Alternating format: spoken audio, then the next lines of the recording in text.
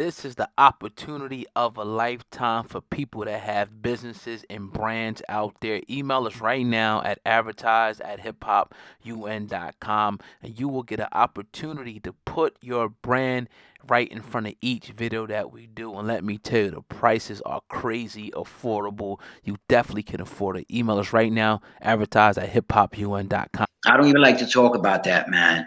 Right. You know, it's just totally disgusting. You know what I mean? That you would call each other twins, and the dude did phenomenal things for you, and he passed, and you're not gonna take care of his family. Like, fuck the business side, my man. You know what I mean? On some moral shit, you're supposed to take care of that family. That's the way I look at it. You know what I mean? So I definitely didn't agree with what Joe was doing. Definitely not. You ever get to have a conversation with him, or when's the last type of conversation you had with Joe, and how was it? It wasn't a good one. Mm. He actually spoke. He actually wrote again. He wrote in his book about the last time we seen each other, and this is his word in his own books. He said the last time he seen Charlie, he calls me C. He don't. Right. The dude don't say Charlie Rock LD. He says C. So he says the last encounter we had, he was coming out of Hot 97, and I ran up on him, and he said he feel I was gonna straight murder him. And he said, in again, this is his words in his own books. He said I ran up on him and I wasn't looking at him in the face, and he thought I was gonna straight body him, and he said I gritted my teeth, said fuck it, and just kept it moving. How did it go down? From your perception, did it go down the same way that he wrote it in the book? Did you guys conversate? How did it go down in your eyes, if you can speak on it? I would say that's about 90% true what he said. Okay. Say no more. What a lot of dudes don't know is that I came home in '02. In '04, I caught a violation, a parole violation, so I went back up top. That's when the 50 Cent, when the G Unit Terror Squad beef was going on. Mm-hmm. So we was in the yard, and some fucking the program came on, and Joe started talking shit about 50. 50 started talking shit about Joe.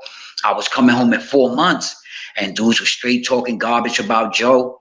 At the time, that was my brother. I loved him. Being the dude that I am, no way am I didn't look at him as a rapper. I looked at him like, this is my brother. I love him. And ain't no way nobody gonna disrespect him in my presence. You know what I mean? Mm-hmm. So I got emotional, you know what I mean? I pulled out an ice pick, stabbed one of them in the neck, and we had the crazy, 300 Spartan episode, and I wound up getting stabbed in the eye, you know what I mean? And I'm blind in my eye, for those that don't know, over defending Fat Joe's honor. That's how that went down. Did he ever know about that story, Fat Joe? Of course he does. So I come home 4 months later, like I told you, and he tells me, yo, Charlie, we can't be, I can't fuck with you until you home for a minute and I see you doing the right thing and you not acting up and all that. And I'm like, yo, my brother, I just finished losing an eye for you, and you telling me we can't be cool until you feel that I like, who the fuck is you, homie? And that's what he used to do. He's famous, he's rich, and he got accustomed to everybody kissing his ass, and I wasn't that dude. I would speak to him the same way I always spoke to him. Again, out of respect, I wouldn't disrespect him or talk down to him or nothing. I would talk to him like my brother, like I would always talk to him. Like I'll talk to you on the phone, on the visit, like Charlie Rock is Charlie Rock wherever I go. You know what I mean?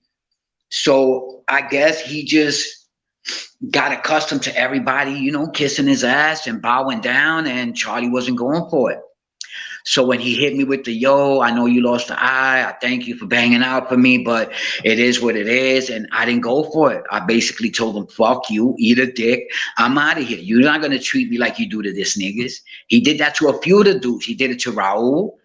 He did it to another Terror Squad member named Fat Ant, and like 3 or 4 other dudes. If he would get upset with you, or you would do something he didn't approve, he would isolate you for a year. at the type of shit this dude was on. He would isolate you for a year, a couple of months or whatever, and no contact, no nothing. Then he'll come back, play the hero, give you a couple of dollars and come back. You know what I mean? Like, that's not the way you treat your crew, man. When you're a leader, you don't treat your crew like that. Because what they do is that they hate you.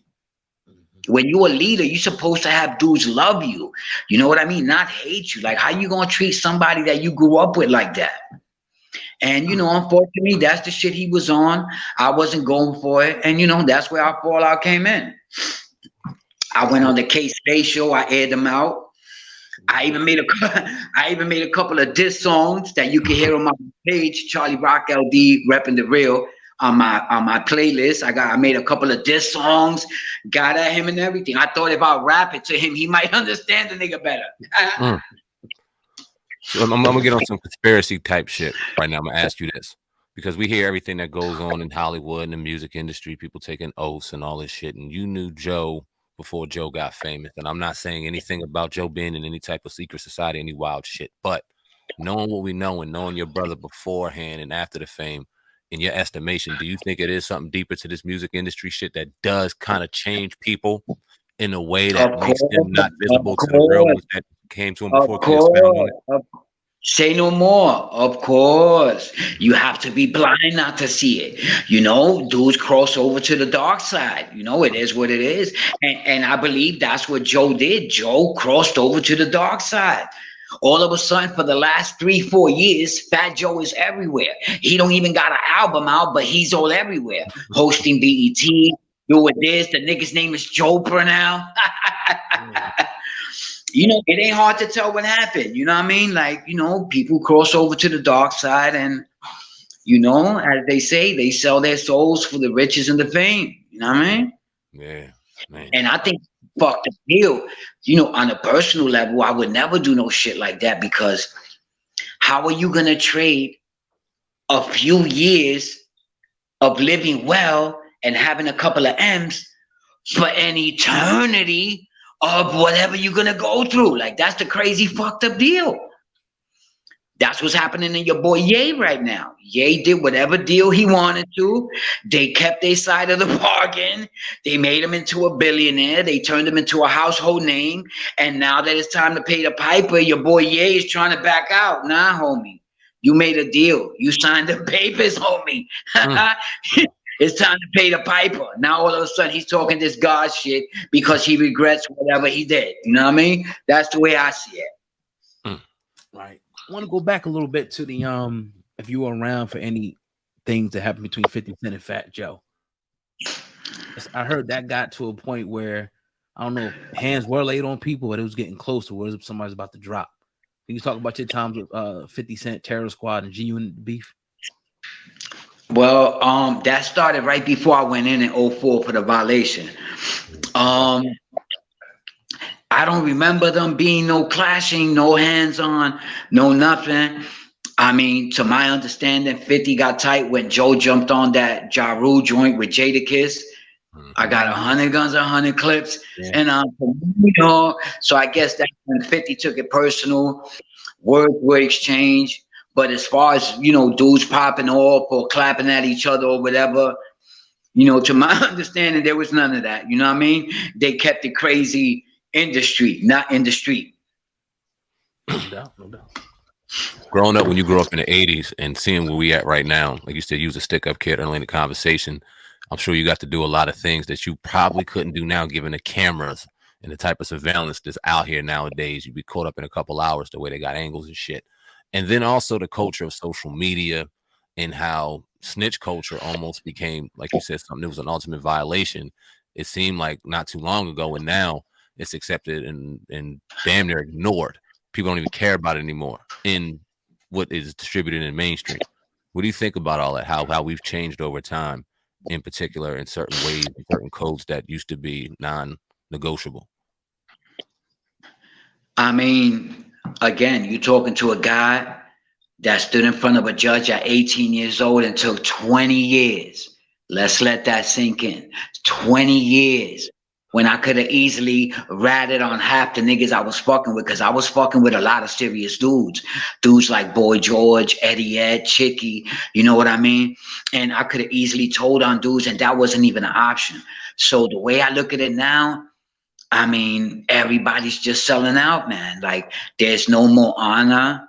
You know, a lot of people in my comments, like you guys know, I got a YouTube page, Charlie Rock LD repping the real. I want everybody listening to this to subscribe. I got a podcast called Repping the Real, which is actually a live stream. Every Monday at 8 o'clock, I'm live on YouTube, Charlie Rock LD Repping the Real. And it's just a shame, man. Like, a lot of my comments and all, you know, they call me the last of a dying breed.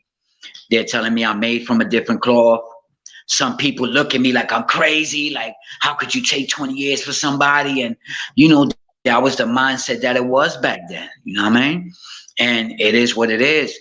I feel disgusted that today there's no honor. Dudes testify on each other for not doing 6 months. Like, what you scared of 6 months for?